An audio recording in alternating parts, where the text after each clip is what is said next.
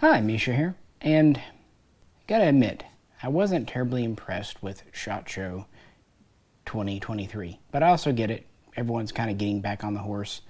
There were a few things that interested me. For example, Beretta's version of the PMX in semi-auto. I know it's not the best gun in the world, but I'd like to have one. Hopefully it still comes out. As far as Arsenal, they didn't really have a lot new to talk about either, except this. And just hearing about it, I had somewhat high hopes. And to be honest, not to, give away too much at the beginning of the video, I'm pretty disappointed. But let me explain why and, go over this gun's features. So this is the Arsenal SAM7R. The part is the SAM7-67T. T is not for tactical, it's for telescoping, as in the buttstock. And believe it or not, this is actually a real Bulgarian stock that is on several of their select fire guns. And it's not as maybe goofy as you might think. The good thing is, since everything we have here is personally owned, bought and paid for, you can get an honest opinion, and I don't have to kind of sugarcoat things. So, yeah, sorry. It just came in, and I just, wish I had more to it. But let's go over the specs, and then we'll compare it with some other Arsenals behind me and see what it comes with. The usual stuff, why not? This was the closest thing to something new Arsenal had to show, so we'll feature it. And before we get there, if you could, like, share, subscribe. I like to help support the channel. You know the routine by now, but it is still very important. Please check out the link over on Patreon. Let's get into it. So my first kind of came with the box itself. In relatively recent videos, I've actually complimented Arsenal on improving their boxes. I mean, they're not going to win any awards, but they did better. This is back to being in their quite flimsy, kind of recycled cardboard box, which I don't really keep boxes, so that's fine. Comes with sling, and it comes with the standard stuff. Manual. It's good they included that, because something that is a little new, I noticed with this one, maybe I haven't bought an Arsenal in a minute, is it has this tag on the trigger, basically telling you to read owner's manual. And as I was joking with J-Ro, it would be funny if they didn't actually include a manual after having this tag on the trigger. So the only kind of somewhat a little bit upgrade they have is they come with this magazine, a full standard mag, instead of the little 5 or 10 round that you typically see. So a little bit of credit there. But otherwise, yeah. It's pretty much a standard SAM7R, and that's a shame. Starting at the muzzle, we have 14.5 mil threads with a standard shark gale brake. Actually a relatively effective brake for being as small as it is. Standard AKM, AK-74 style lug here. Standard cleaning rod. 90-degree gas block. Standard AK length gas system. Standard modern AK-74M-ish handguards with heat shield inside. These are a US part. The barrel is still a good quality one, 16.25 cold hammer forged, chrome lined. It's, standard Arsenal, as is the receiver. This is originally created with a hot die, and then it's machined into its shape. This is not a casting. It is a true machined receiver. Not exactly like the old milled style. It has a little more updates, including having a pressed and pinned in barrel versus screw in. Standard rear sights. Standard safety. Standard bolt throw. You know the deal. And it has Arsenal's FIME enhanced trigger, which is growing on me. I know that Fox really likes them. Standard pistol grip, and that's kind of the problem. It's standard across the board, except for this here stock. Now this is something you see on their military guns. Typically, if a military gun has it, it'll have a T suffix added. For example, AR-M5T, AR-M7T. So they are on those. Total of 4 positions.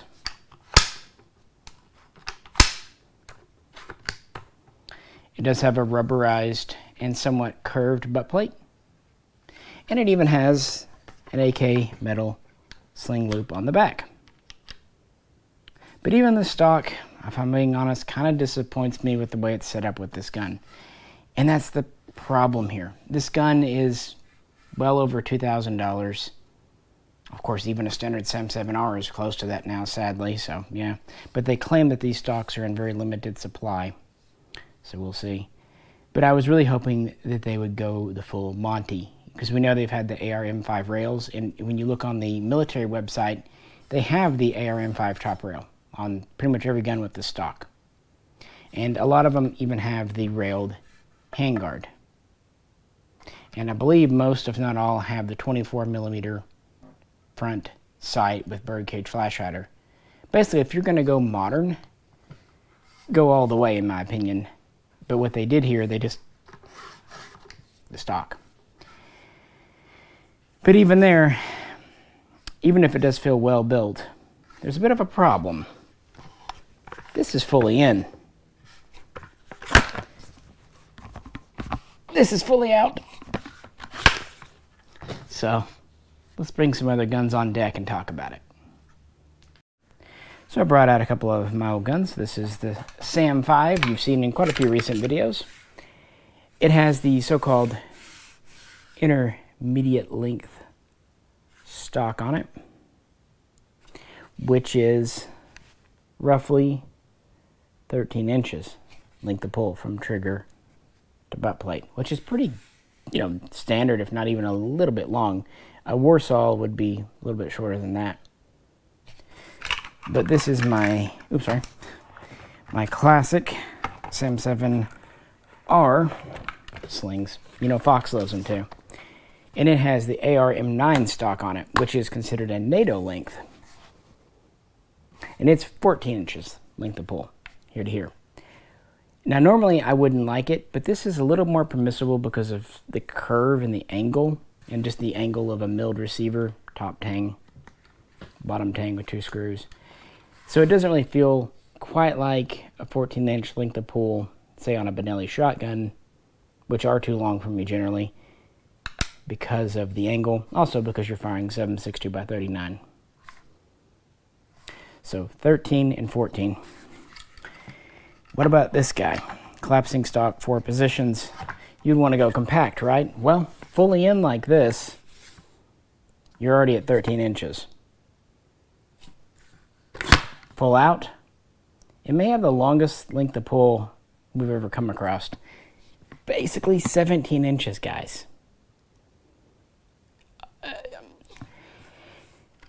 So really the only 2 positions you might want are the fully in and maybe the next out. But what's funny is in a modern military, typically you want to go shorter for body armor or thick clothing. So a lot of military stocks adjust down to 12, even 11. Yeah. Now previous to this, the winner of longest length of pull, well, it goes to the gun behind me here. Let me grab it. Yep, the SAM7SF. I now classic this, been on the market for 10 years this year. This stock has been kind of criticized for having a long length of pull. It's at most 14.5, basically NATO length though. But if we kind of just put this over here, you can see that it barely extends out further than this fully in. And when this is fully out, yeah. So this is longer than a gun that's already kind of dinged for having a long length of pull. Now, to both guns' credit, when you want to do a side folding or collapsing stock, because of the nature of milled receivers and how stocks attach. I'll grab the other one here. As I was pointing out earlier, we have tangs. One screw on top, two on the bottom. Now, unlike an AKM, AK-74, you'll have two screws on top, one being internal, none on the bottom, because a great deal of your stock goes into the receiver on a stamped gun. But because of the way the mills are designed, very little of your stock actually goes into your receiver. There's not room. If it went in further, your bolt would be banging it. In fact, if you crack one of these open, you'll see the edge of the stock is right up against where the bolt goes, so there's no room. So if you need any kind of mechanism, like for example on this folder, there's a mechanism here, push button.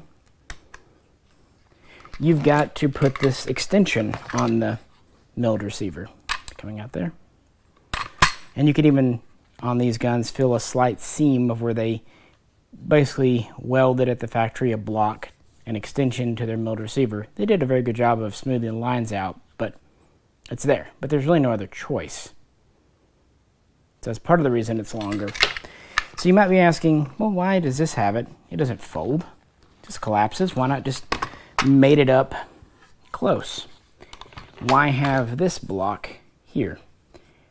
Well, it's because it has to work with these tangs still. Like I said, they can't go very far into the receiver. It has to mount somehow.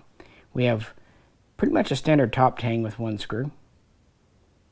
But the bottom tang is actually a shortened one with one screw here. Kind of interesting. I've actually seen this before a long time ago with the Polish grenade launching paratrooper variant of their mill gun, the 60-72. They actually modified the tangs on it to have a removable stock for kind of much the same reason. But if you want this to mount securely, you've got to have something. And this, if you see, comes right up to the edge. There's not really any extra meat there. So unless you wanted to shorten this tang, but if you did, your two screws would run into each other because of how they screw through. This one comes up here, this one goes down here. So there's really not a great way.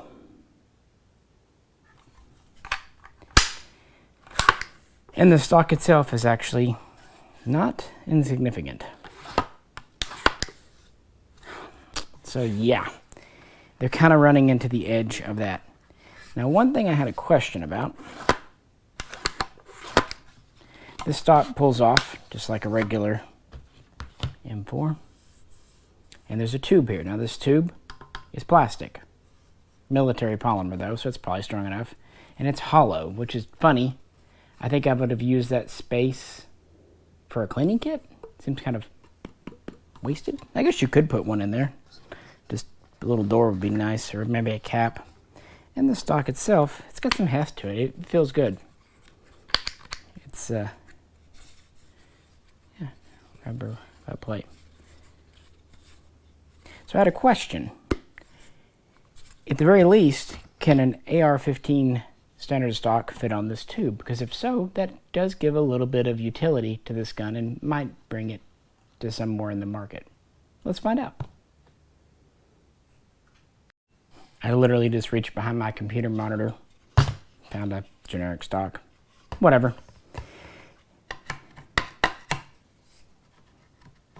Nope.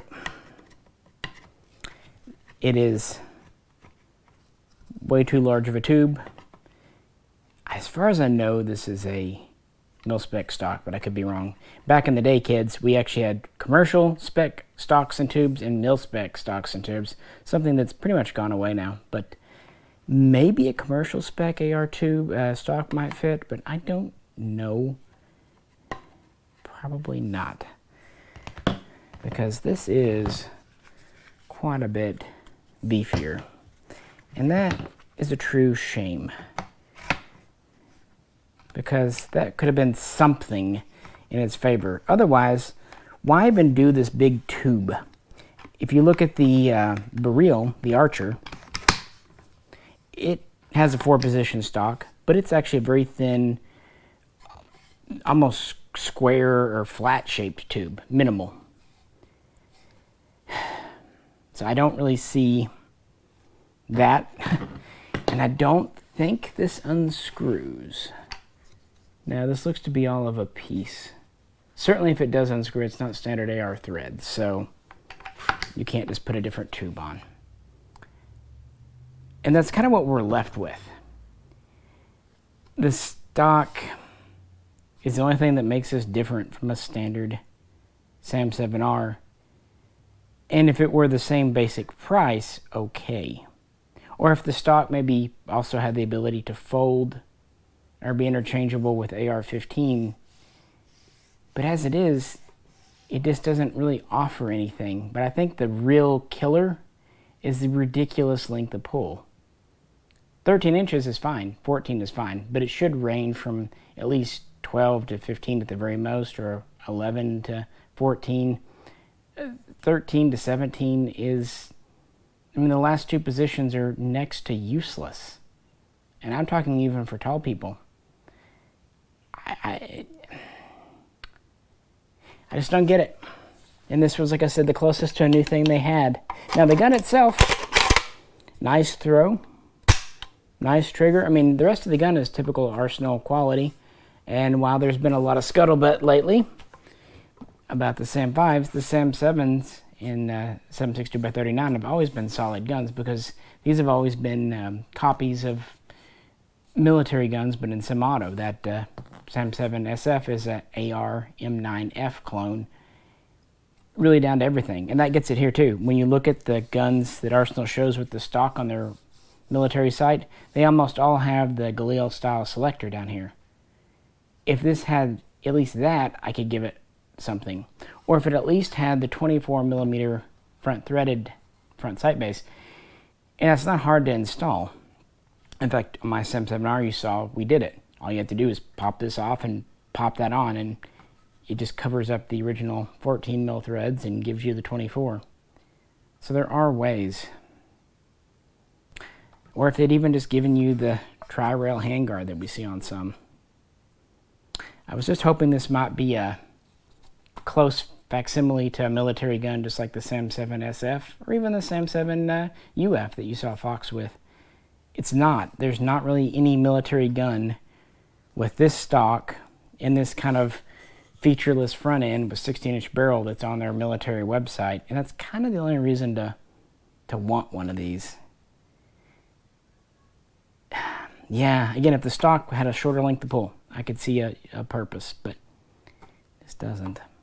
I'm trying to be positive, but between the kind of cruddy Arsenal box that we're very used to,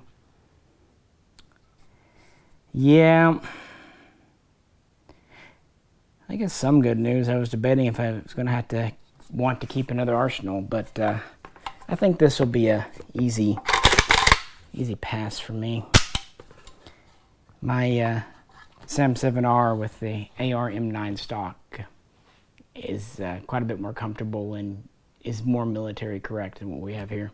But it was something new-ish.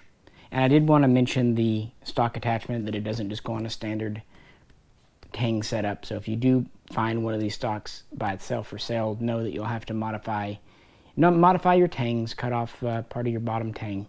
So be aware of that. But as much as I kind of wanted to be wowed by this, I'm simply not. And nothing personal, but trying to be square with everyone, and I just don't see a purpose to this. But if I'm wrong, if you disagree, please let's discuss it, because I'd like to hear alternative takes on this. Maybe you're Shaquille O'Neal and you do want a 17-inch length of pull. There's got to be a few people out there, right? At least it's here. I mean, no one's forcing us to buy, right? But yeah, let's discuss in the comments, and as always, appreciate you hanging out today and looking at an AK.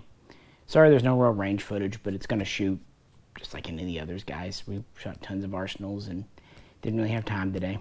But, yeah, feel free to ask questions, put comments. Please do like, share, and subscribe, like I said. And if you could, go over and check out the Patreon if you can. If you can't, that's okay, too. This is Misha, and also on behalf of Fox and Jero, we'll all catch you very soon next time.